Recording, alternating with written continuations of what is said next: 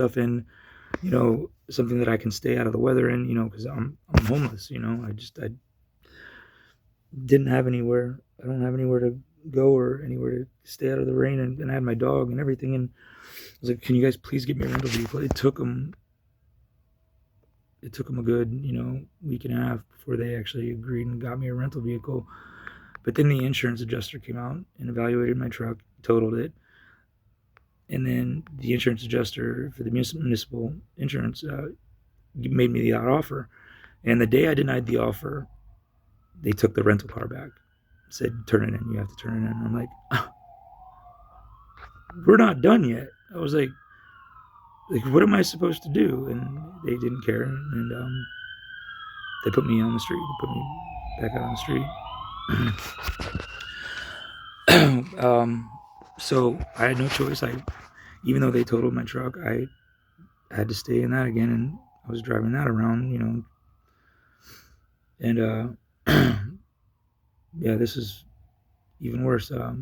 I saw officers everywhere after the accident. They were always around me. Like I felt like I couldn't get away from them. I was so nervous about getting pulled over in a totaled truck, with no tag, no driver's license. Just still don't know why they took those things.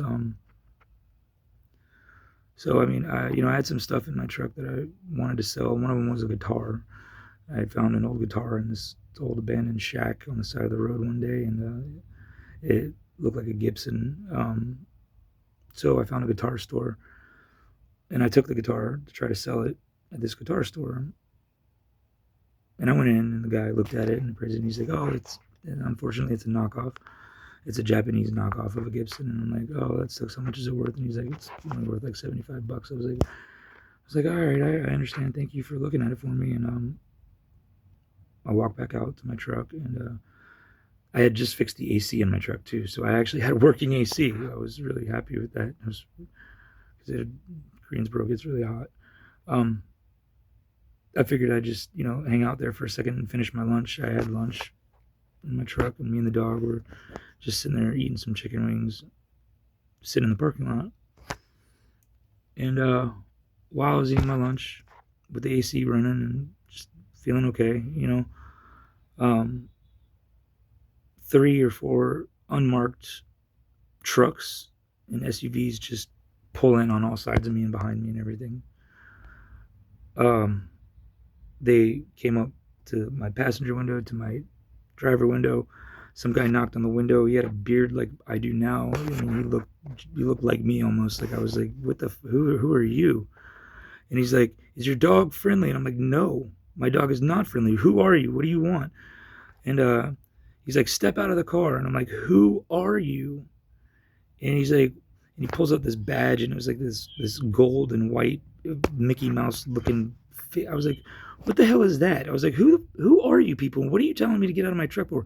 "Sir, step out of the car. Get out of the car, or we're gonna shoot your dog, and we're gonna drag you out of the truck." Is what he said to me. "We're gonna shoot your dog and drag you out." He's like, "We are ALE, North Carolina Special Police."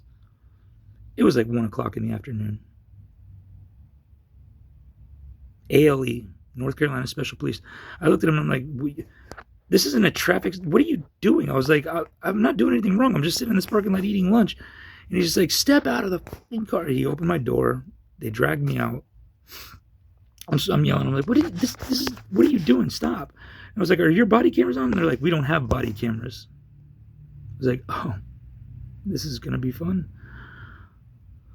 Uh, they handcuffed me. Um, they had me on the ground. They slammed the door so the dog wouldn't get out. And then they just started grilling me. They were like, "What are you doing here?" And I'm like, "What do you mean? I'm a customer here." I was like, "I'm a customer of the guitar store." They're like, "What guitar store? There's no guitar store here." And I'm like, "There's what? It's right there in that building. Look at the sign on the door." And they wouldn't even look over it. I was like, "There's no guitar store here." And I was like, "Oh my God, how is this happening right now?" They kept calling me a liar. They asked me my name. I'm like, "I'm not telling you who the fuck I am. What is wrong with you?" And eventually I come to find out that they got a call about a suspicious vehicle and a suspicious person. And I was like, what? That's what this is about? They ended up, I told them I didn't give them permission to search me. I didn't give them permission to search my truck. I didn't give them permission for any of that. They still went inside my truck, tore it apart. They found a hatchet that was on the floorboards of my truck. I mean, 'cause I'm in the woods a lot. I always have a hatchet or a machete or something close by, you know, because I'm always hacking through woods, whatever. They charged me with possession of concealed weapons. I wouldn't give them my name and everything. They charged me with resisting arrest. Yeah, they impounded my truck. And they took my dog. This was about 3 months ago.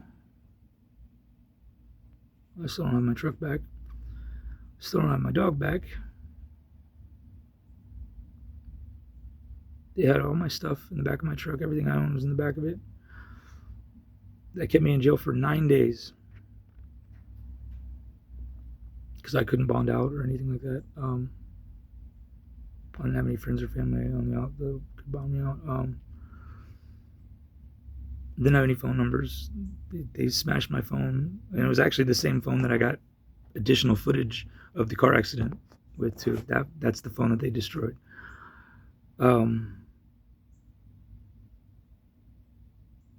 I did get the phone back, but I think all it needs is a new screen, and I could recover the footage. But right now yeah, they dismissed the charges.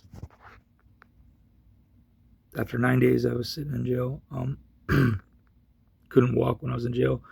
I'd been going to doctor's appointments ever since my accident, and when they slammed me and took me out of my truck, they fucked everything up again. And I was in a wheelchair the entire time I was in jail. They let me out after 9 days, and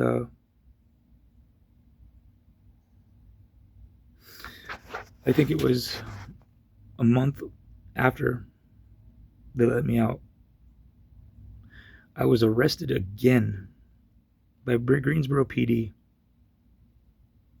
Said they had a warrant for my arrest, and I asked them why and what charges were they talking about. They listed off the 3 charges that the ALE charged me with that were dismissed a month prior, that were dropped. And I was like, what are you doing? I was like, I don't have a warrant for my arrest for these charges. These charges were dropped last month. And they were like, well, we'll sort that out later with the magistrate. So they arrested me again, and I spent another 3 days in jail while they sorted it out. I had to talk to a magistrate again, only this time they were really rough. This time, my first night there, they took me into a cell in the back. Like, I don't think there were very many cameras. I think the cameras weren't able to see or anything. They took me back there. I don't remember much. I just remember there's hands all over me and me being pushed around and thrown around. And then I remember my head slamming and hitting the floor. And I had a gash in my forehead. I was bleeding. And I spent the first night after that second arrest in the hospital. I don't remember much after hitting my head. I just remember hitting my head, and then the next thing I knew, I was waking up inside of an MRI machine at the hospital, at like Cone Memorial or something like that. And I was talking to a doctor, and I came to, and I was like, what is going on? And he's just like, you're going to be okay. And I'm like, oh, what happened? And they took me back to the jail after they cleared me at the hospital. And I was back in a wheelchair.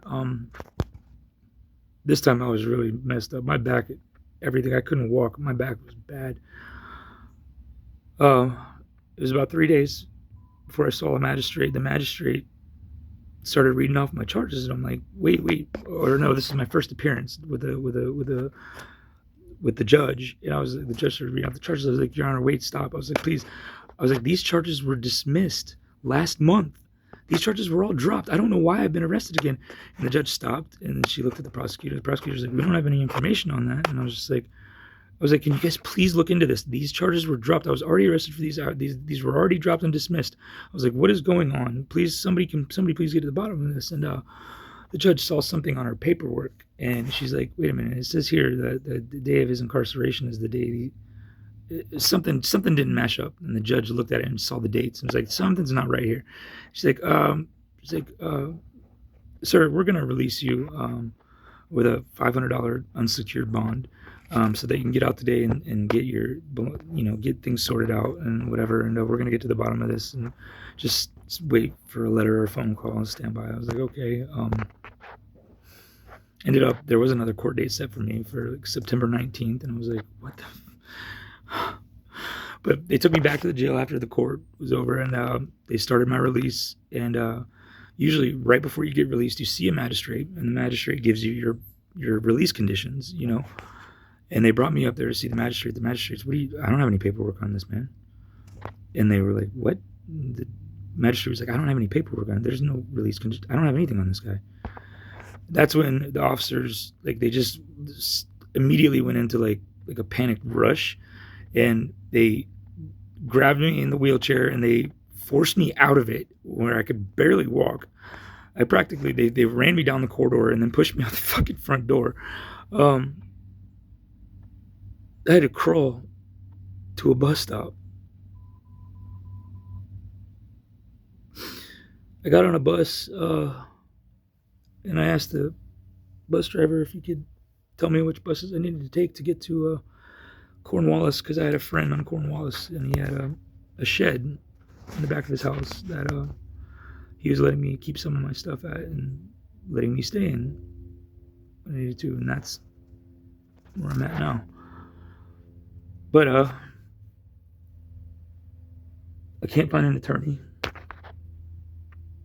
who can help me. I can't find anybody who can represent me. And the insurance company keeps sending me emails saying, are you going to accept our offer or what? And I'm like, I need help.